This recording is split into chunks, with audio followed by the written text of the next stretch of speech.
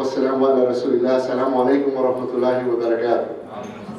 I'm Wilfredo Ruiz. I'm the Communication Director for CAIR Florida.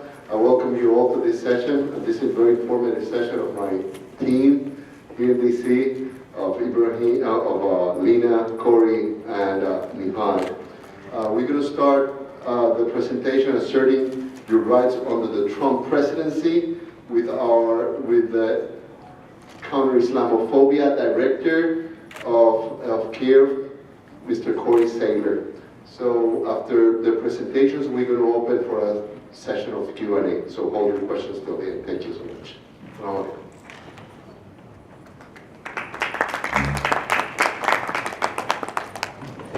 Assalamu alaikum wa rahmatullah. I want to thank you all for giving us some of your time today. We really appreciate it and look forward to a great discussion once we get finished with the presentations. I wanted to, before I got into looking at how you can assert your rights in the social sector, shall we say, because Lena's going to talk more about the legal sector. But before I got into how you assert your rights in the social sector, I wanted to plant a couple of ideas in your head that just have to do with the situation we're in this moment in general. What we saw in the last election is the rise of populism in the United States. And populism, most people don't understand what the term means. It essentially means majority rule. A belief that whenever you have three people, if two of them vote a certain way, that's the way things should always go. And I would assert to you that anybody who's lived in a family where everybody else likes a certain type of food and you don't, that notion doesn't always work out for you. And that's important in this time and in this moment when it comes to asserting rights, because the people who established this country understood that always having the majority win is not always the right idea. So I want to read to you really quickly from the Declaration of Independence. It's a couple of passages that really lay out what the Founding Fathers were looking at when they set up the rights we're going to talk about and who those rights belong to. So this, I'm going to quote from the Declaration of Independence for a moment. You guys know these lines, by the way. We hold these truths to be self-evident, that all men are created equal. Ladies, sorry, it's not my language. That they are endowed by their Creator with certain inalienable rights. That's a very key phrase. Endowed by their Creator with certain rights. That among these are life, liberty, and the pursuit of happiness. That to secure these rights, governments are instituted among men. So we're saying the Creator gives you the rights. What does the government exist for? To secure those rights, not to give them to you. It's not sort of something they can kind of leisurely say, we like you to have these or take them away from you. God gives them to you. The government is there to secure them. That to secure these rights, governments are instituted among men, deriving their just powers from the consent of the governed.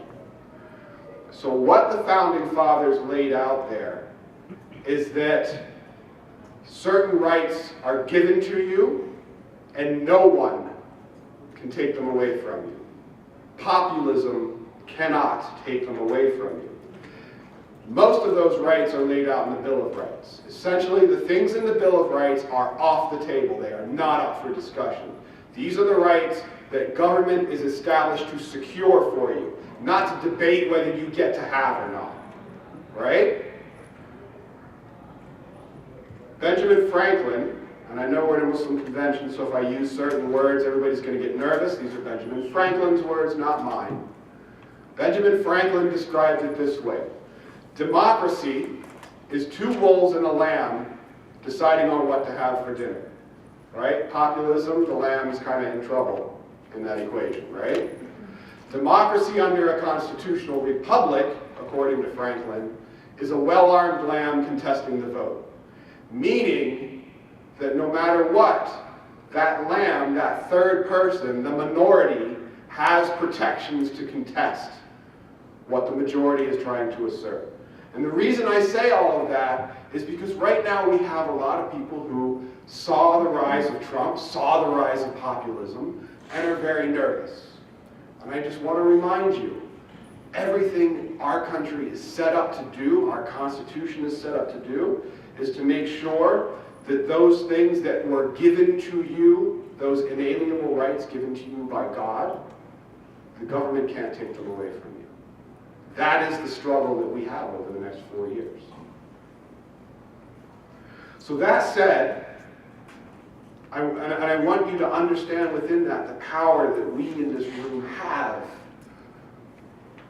as the governed, right? These rights are given through the consent of the governed. I don't consent to anybody taking away anyone's rights, and we're not just talking about Muslims there. But given that, let's look a little bit at the situation that we're in from the social side. As I said, I'm going to leave it to my colleagues to talk about the Trump administration, but we'll be releasing a report within the next few weeks. And in that report, we're going to document a more than 50% increase in anti-Muslim bias incidents in 2016. The actual number is a little bit higher, but we don't want to give that out until we actually release the report. Accompanying that is a 40% increase in anti-Muslim hate crimes in 2016. So what that says to you when you look at the evolution of Islamophobia in the United States over the last 10, 15 years, and what it looks like under the Trump administration, is that we are trending toward violence. So in 2010, those of you that were around and you saw, for instance, Park 51, the Ground Zero Mosque, what we saw then was more things where people were pushing back against mosque construction, mosque expansion. Now what we see more of is arson. People actually on the receiving end of attacks. And that's, I mean, in society that's disconcerting. But I want you to keep in mind that it's not just us. We are not alone as a community. This rise is across the board. Every minority you talk to will tell you they're experiencing the same thing. I was on a panel the other night with an American Indian and an Asian American speaker. Same thing from both of those communities. Across the board rise. Which once again reminds us that we're not isolated. Right after 9/11, everybody felt isolated. I would argue to you now that not only do we have this idea of these rights that there's no way the government can take away from us, but we have a huge movement of people who are allied with us to make sure of that. So far this year, we've seen 35 incidents in which mosques have been targeted. I'm going to focus on the mosques because that's, I think, something everybody in the room shares, is a desire to be able to go to a place of worship. 35 incidents in the first quarter of 2017. 2014, 2013, I didn't get 35 incidents in the whole year. So if that gives you a sense of this trend that we're experiencing. Now that's disconcerting, but one of the reasons that I value CAIR as an institution and I like to go to work to CAIR every day is we're not just going to document it and then leave you in a lurch and say, here's how scary things are. We're going to work with you on what do we do about it. And that's what I want to focus on for the rest of my remarks. What do we do as individuals in this situation? And when it comes to Islamophobia in the social sector, and frankly across the board, but when it comes to Islamophobia, we have to resist the impulse to play Islamophobia whack-a-mole. So everybody's been to a carnival at some point in time, and you've seen the game, you stand there, and the little mole heads come up, and you have the hammer, and you kind of just follow them around and beat them down, right? That's what our opposition wants us to do. They want to have an anti-Muslim event here, and they hope we're going to run over there and deal with that. And then have an anti-Muslim event over there, and hope we run over there and deal with that. We've tried that strategy, frankly. For several years, what my department was focused on was delegitimizing anti-Muslim groups. And that is a viable, it's English, it's my native language, I recognize that. That is a viable strategy. The Ku Klux Klan has the First Amendment right to do what they want to do and say what they want to say, and it's vile and it should be rejected, and for the most part it's said and done in places where nobody notices them, right? So the Islamophobic groups have the right to say what they're going to say, and we have the right to contest what they're saying and go to their events and debate with them. But here's what I would suggest to you. That the wiser course of action for us as a community is to seize the initiative, not let the other team jump us around from incident to incident, event to event. It's to take a more strategic approach with a longer-term vision, and what we're going to do is not worry so much about delegitimizing the anti-Muslim movement, but worry more about changing the environment in the United States that has permitted that movement to move from the fringe where it belongs to the White House, where I would assert to you it has no place whatsoever. So we should look at this rise in populism and go, okay, this is disconcerting. This is the United States of America veering off the road of its own ideals for a moment as a number of people express fear over the idea that how the United States looks in terms of race and ethnicity is changing. And there are people that are threatened by that, and a lot of that went into the vote for Trump. So what is it that we do to change the environment in the United States? And how do we approach this?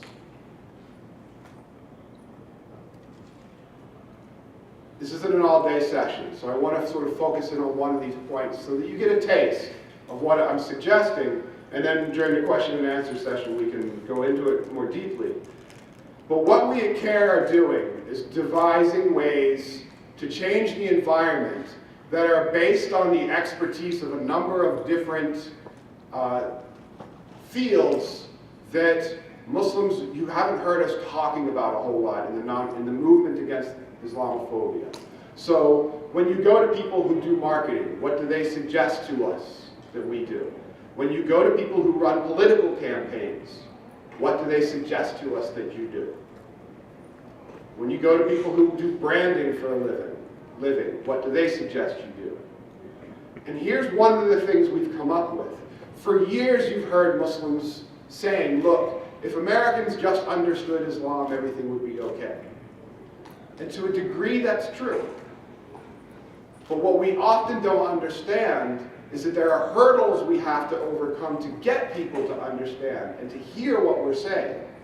So here's an example from the field of psychology, from the field of bias. There's a phenomenon that we all have based on the structures of the brain called confirmation bias. If it sounds fancy, don't worry about it, it's a pretty simple concept. You're going to look for things that confirm what you already believe.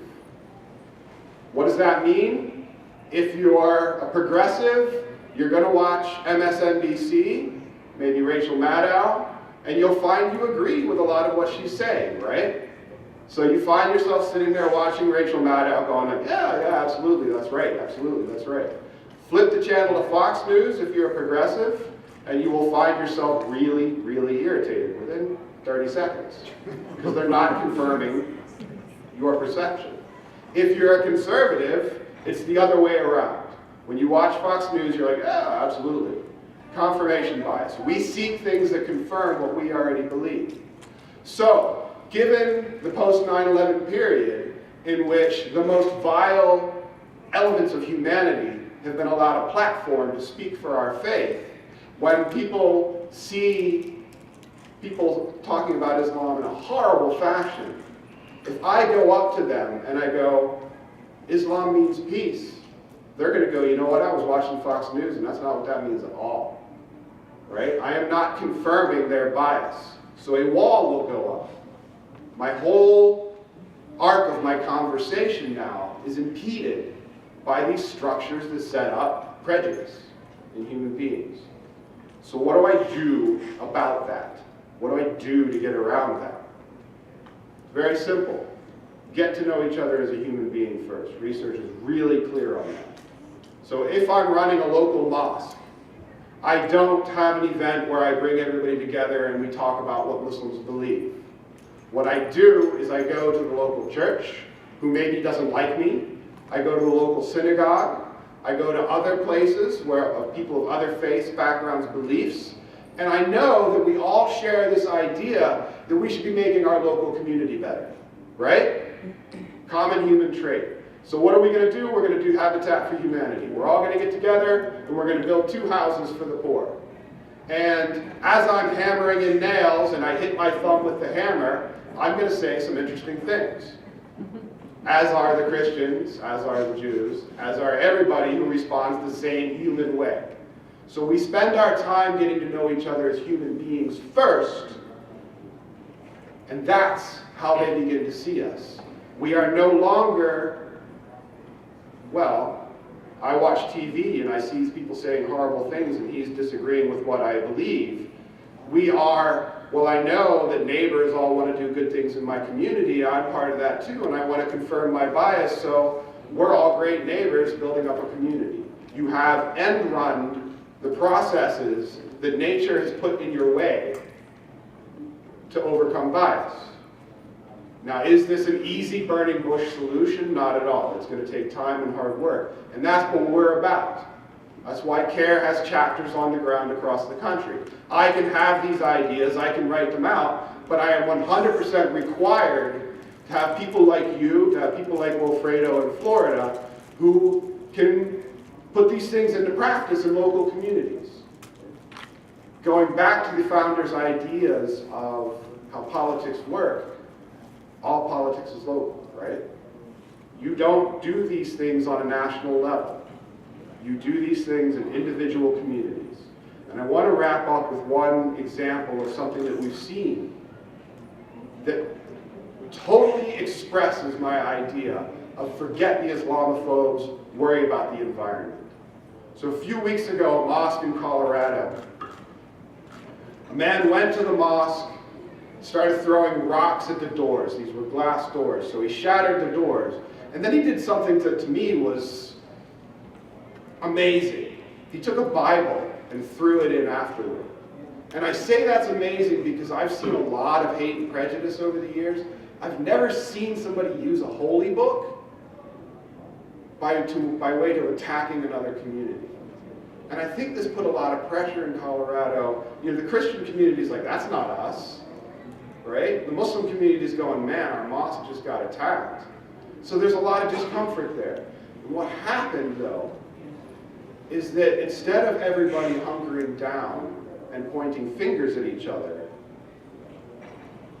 interfaith communities showed up to help clean up the mosque and express solidarity. That environment, Islamophobia can't exist there. The Islamophobes who are behind Park 51, Pam Geller, will not find a welcoming audience there. And we begin to build out from that community until that is reflected across the entire United States. And we do it not just for ourselves. We do it for all the other communities that have been targeted that I was talking about at the beginning. Because by uniting with all of them, we ourselves live our faith. Our faith doesn't say, take care of the other Muslims. Our faith says, be a benefit to humanity. So we're going to look to work to establish things that get rid of prejudice, not just targeting Muslims, but targeting everybody, because we at CAIR recognize if you want to defend our rights, we, by faith, by strategy, and just by pure ethics, are required to defend everybody's faith. So I want to end on that note and let the other speakers take their turns, and then I look forward to having a great conversation with you. But these are the kind of things why I'm glad you're here today, because by having the opportunity to tell you about the ideas we have thinking and going forward, I'm hoping we're going to be able to work with more of you to enact these ideas and bring about this ideal of America where the administration remembers it's not them telling us what to do. Rights were given to us all. They don't get to touch them. Thank you very much.